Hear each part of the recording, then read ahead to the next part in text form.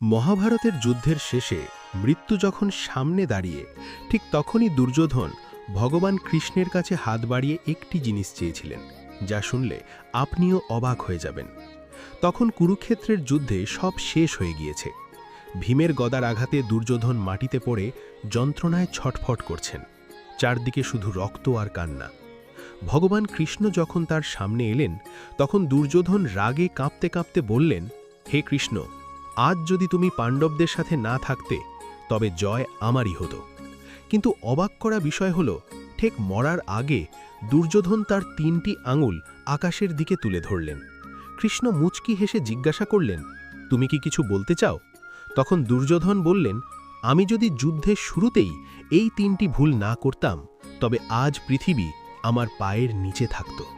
কৃষ্ণের কাছে নিজের ভুলের ক্ষমা চেয়েই তিনি শেষ নিঃশ্বাস ফেললেন। বলুন জয় শ্রীকৃষ্ণ।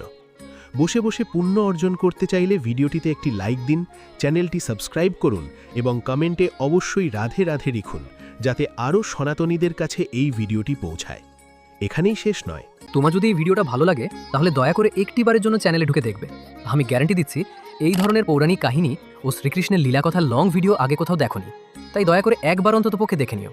আর হ্যাঁ, সাবস্ক্রাইব করতে ভুলো না যেন।